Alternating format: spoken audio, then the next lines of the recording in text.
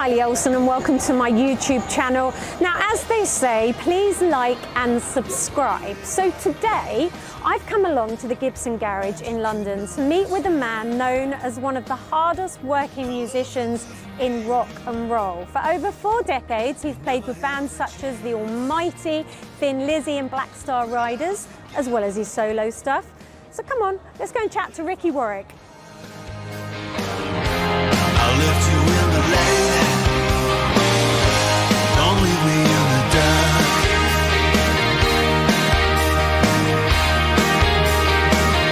When you're too tired to fight, you don't care whose side you're on. You're giving everything, but you still end up alone. Hello.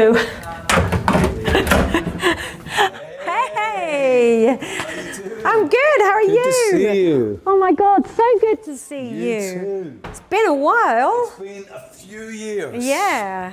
But we are surrounded by guitars. This is my idea of heaven. Cool. So, Ricky, how you been? I've been very well, thank you. How are you? Yeah, very good, thank you. Good. And so, how long you been in London for now? About 6 hours. Oh my God, straight from LA? No, I came straight from Belfast today. Okay, fine. And landed and came straight here and did the little performance. And so you're not how long you been in Belfast? I've been for? over in Belfast since beginning of November, so about 6 weeks now. Oh, good. So you haven't got jet lag, No, basically. not at all. We have a house in Belfast, just outside Belfast, and so I'm spending more and more time back in the motherland. The motherland.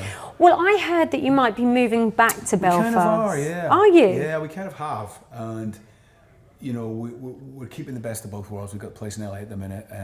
The house we've got in Northern Ireland needs a lot of work, which we're doing, and we're having a lot of fun doing it. So until it's ready, we'll probably sort of try and go backwards and forwards. We still got a daughter who we need to figure out what she wants to do, where she wants to live, and all that good stuff. But it's just lovely. I always dreamt of moving back. It was always something I wanted to do, and this place came up with family there.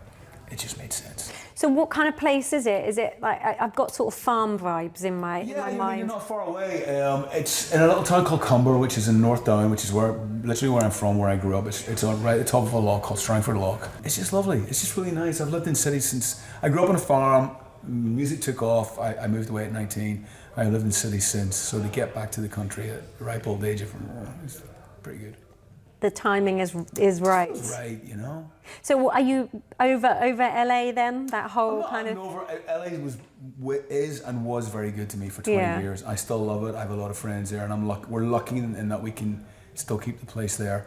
But you know, Northern Ireland's always been tugging at me ever since I left. So it was inevitable that I was going to end up back there.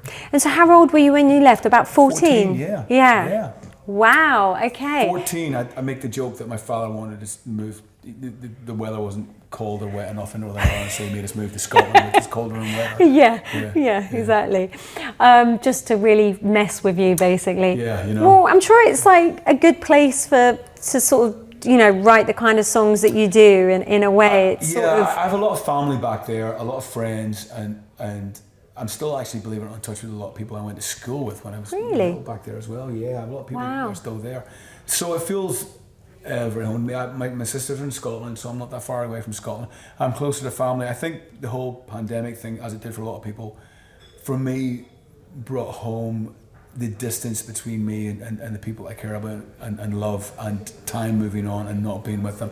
I lost my mother during the pandemic right at the start, and I couldn't fly back for a funeral, and it destroyed me. And I just thought, I'm not doing this. I need to be with the people that matter in my life and not, 11 hours away in a plane. I'm sorry, I didn't realise that. That's okay. awful. But just those are things but that is when something like that happens, you're right. You do realise that. Okay. You realise what's important, you know. Yeah. I think LA's been great. It still is great. I've had a great time there. I love the vibe. I love the weather. Obviously, I mean that's going to be a challenging factor living back in Northern Ireland. But look, I'm very blessed to be able to be in the situation that I'm in. I've worked very hard to be in the situation I'm in, but I'm very blessed to be in the situation that I'm in. You're going to enjoy the seasons. Come on. We are. Seasons are great. And you know, even my wife is quite excited about the seasons, and you do miss the seasons in LA. I mean, Yeah. you being in America, it's the sun shining on Christmas Day and it being, you know, 27, 28 degrees, just doesn't feel like Christmas. You've got the new record coming out in Yeah. March, Yeah. Blood Ties. Where did you write the songs then? Was it All because of that again was written really everywhere, at home, back on the road again when we started touring again, you know, in 2022. Some were ideas I've been sitting on for quite a while, but most of it was written in Los Angeles. Okay. Yeah. So what was kind of going through your mind at the time when you were writing them? Because it seems like quite a personal record. It's just Yeah, thank you. I was just being really open, digging deep, and I just thought, you know, I'm at the age now, I don't really care what I say or what I put out there, and I just, there's some stuff maybe that I hadn't talked about or written about before that I wanted to. I wanted the Blood Ties, I wanted to get a bit more deep in, you know, family and people that meant a lot to me. I wanted to write about my sobriety, which was important to me, and yeah, so I just kind of dug deep. I mean, it sounds really cliche, but the album was really easy to write. It came really quickly. It wasn't a labour of love at all. Do you think it's because there was kind of like you say, it was like a quite personal record, and you almost like you've got to the point where you're like, I've got nothing to prove? Yeah, absolutely. I think I feel like that. I mean, I know I'm not. Hopefully, I'm not dumb enough to go, well, I just write the records for me. I've never bought into that, because guess what? If people don't like your records, you're screwed. I've never been into that. The record, as long as I like it, it's okay. No, that's crap. It's not okay. You need the people to like what you do, because without them, you're nothing. But I had an openness, and I felt really sort of just free and at ease writing it, and you know, I was listening to a lot of Jerry Rafferty and Steelers Wheel and stuff like that, and I think you can hear that in a couple of songs. Yeah. Always been a fan, but really, really got into it around about when we were writing, and just, you know, realised what even more of a genius he was, you know, and so a few different influences on there that maybe I wouldn't have tapped into before. I like that. I like that you're free. It's always good when you're kind of, you know, there was no being pressure. creative. There was nobody going, you've got to write like this way or do this. Also, Black Star Riders taking I Hiatus really helped. Yeah. Because I could concentrate on making a solo record for the first time without going, I got to keep this riff for Black Star Riders, or otherwise, you know, they're going to be pissed off at me, you know. Because that played into it, you know. You write something and you go, well, okay, I've got to keep these songs and I can only work on these. I didn't have that. Everything I wrote I could keep from me. That's a shame though, isn't it? That, like you say, even if you're in a band like, you know, the Black Star Riders, that you have to have a certain sound, or it's like you should be able to just go wherever you want with it. Well, I think Black Star Riders, people expect something, a certain sound from us because of what we came from and what we evolved into. Obviously, so coming Thin from the Lizzy Thin Lizzy and thing, the dual guitar thing and all that, which I love and it's great, no problem at all. But the solo stuff, the reason I do the solo stuff is I don't want any rules. I don't want to go, well, you've got to pigeonhole yourself and sound like that, you know. So I can just, you know, go in there and, like I said, listen to Steelers Wheel, or, you know, listen to Pantera and try and mix the two up. You know, that'd be a pretty good mix. That would be a great band. Yeah. You know what I mean? There's no limitations, and that's why I love doing the solo stuff. Okay, yeah, no, I mean, yeah, makes sense. And you've got some brilliant artists on this one as well, some good guests. Yeah. So tell me who's on the record. I mean, friends that I'm fans of and great artists. Billy Duffy, I've known Billy for years. The Cult were hugely inspirational when we started the Almighty back in the day. I'm a massive Cult fan, a massive Billy Duffy fan. His guitar playing's phenomenal. So to have Billy on there, it's just a huge honour. We've obviously got Charlie Starr from Blackberry Smoke. Yeah, that one, because I've done an episode with Charlie for Life in Six Strings, and I went out to Atlanta to do it. It was great. And when I listened to that track, I was like, I would never have said that this was the Charlie Starr track. Yeah, I can't take any credit. It was Keith. I've never met Charlie. Have you not? No. So did you not meet? Nope. You did it. Oh my God. Okay. Keith Nelson and Charlie are really good friends. Keith's done some writing with Charlie for various things, and Keith was just like, you know, Charlie likes your work, and I played him some of it, and I went, that's great. I love his work. His work. why don't we, I'll ask Charlie to play on a track. I went, that would be amazing. So there's some text going backwards and forwards, and Charlie took it into his studio and sent it back, and obviously it's amazing. But I've never actually sat down with him, so I really look forward to meeting him. You're going to love him. You two would get on so well. I've heard nothing but great things Yeah, about honestly, him. he's adorable. Every interview I've seen him do, he comes across very eloquently and just a great guitar player and a great singer and a great songwriter. So, yeah. you know, I look forward to meeting him.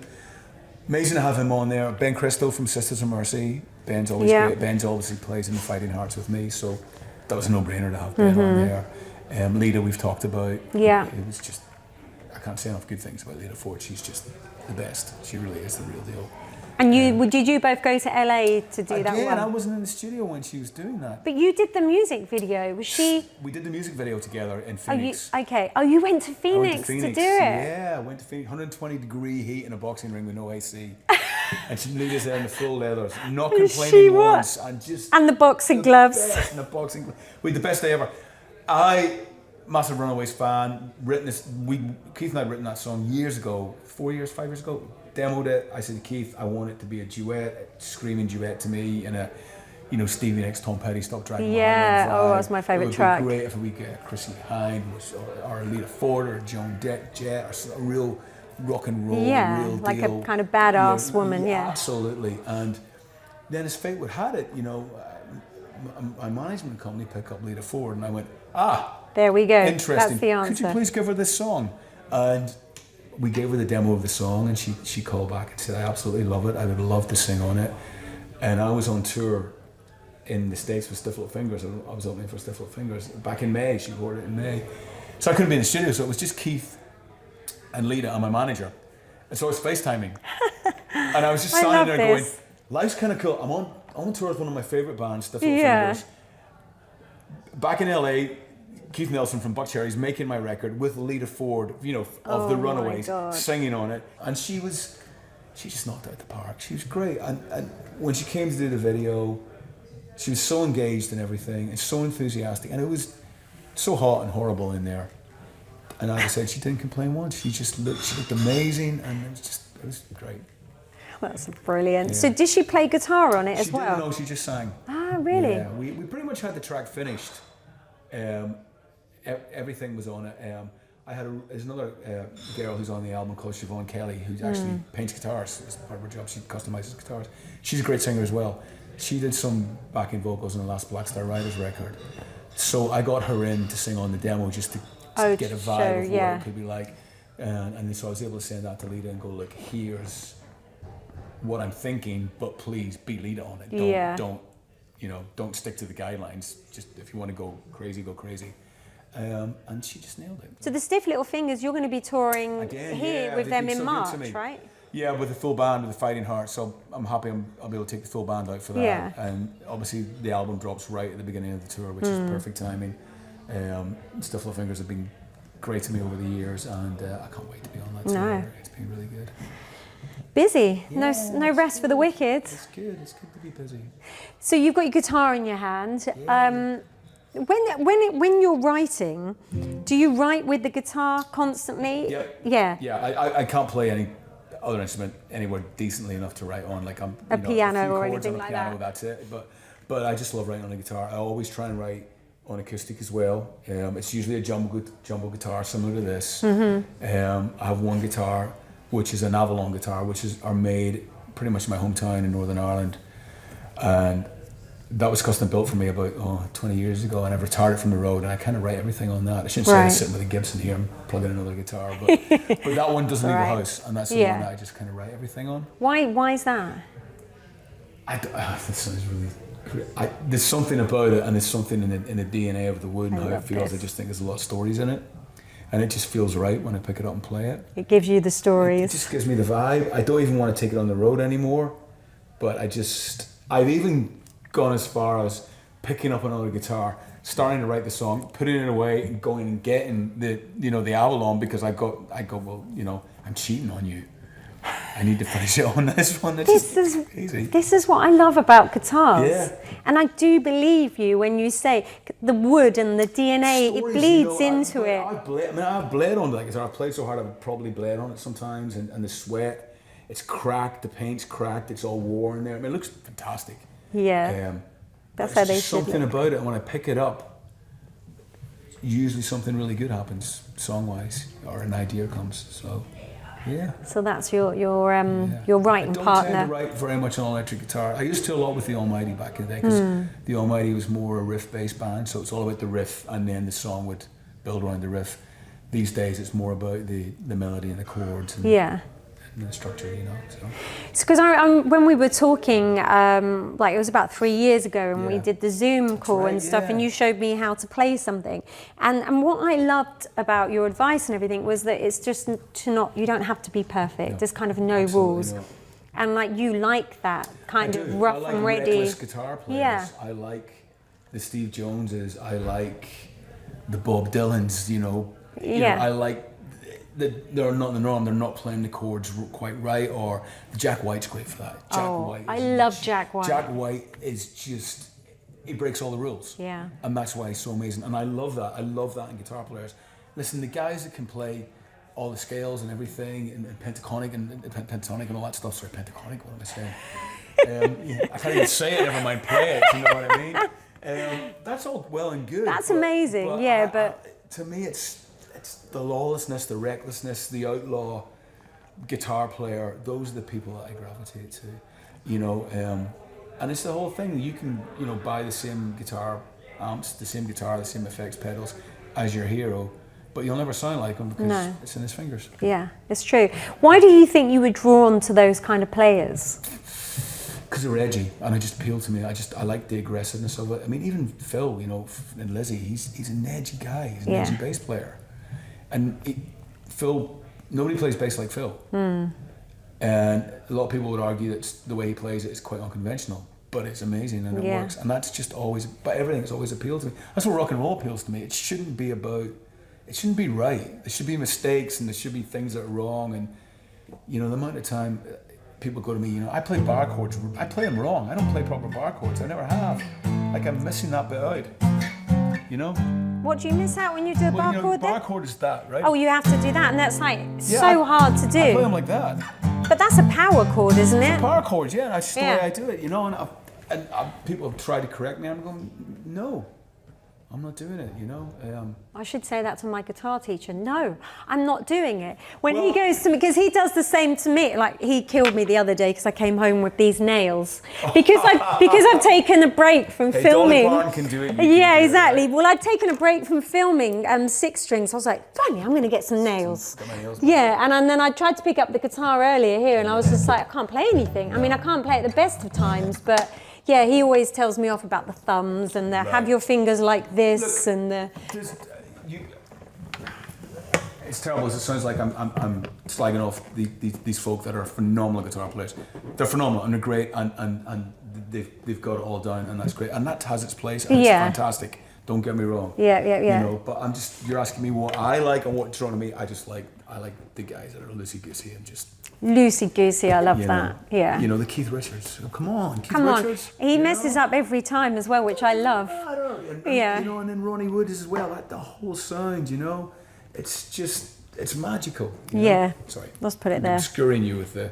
No, it's the more stuff. you. Yeah. We can't see your lovely face. So yeah. No, I know. I agree with you. And also, that's really inspiring for someone that's a new player, because I'm never going to be able to play like Jimmy Page. Sure. It's just a fact. Sure. And I accept it because of the age that I'm learning how to play. So it's more inspiring to be like, actually, I can just be a bit loosey-goosey, as you put it. I didn't want to. I mean, Jimmy Page it's Jimmy Page. He's amazing. But I wanted to pick it up and write a song really loudly and trash it and just this cacophony of noise. And I didn't want to sit and learn scales and all that stuff. And I still don't. Yeah. You know? I mean, I kind of really got a lot better at the guitar, as a lot of people did, I guess, with a lot of stuff during the pandemic.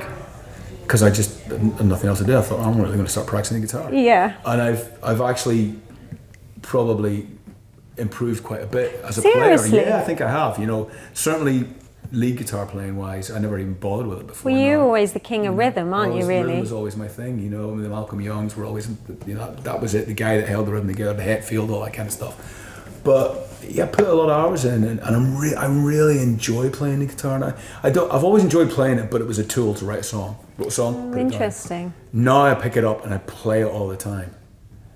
And I never really had that before. Oh, that's interesting, because I Yeah. always wondered that, because obviously being a singer, would you see yourself more as a singer or guitar player? But Yeah, that's now, a good question. I mean, songwriter maybe more than anything else, but I was just never motivated to, or, you know, once I'd written the riff for the song or the idea and recorded it, the guitar would go down. Now I'm picking it up just to play and have fun.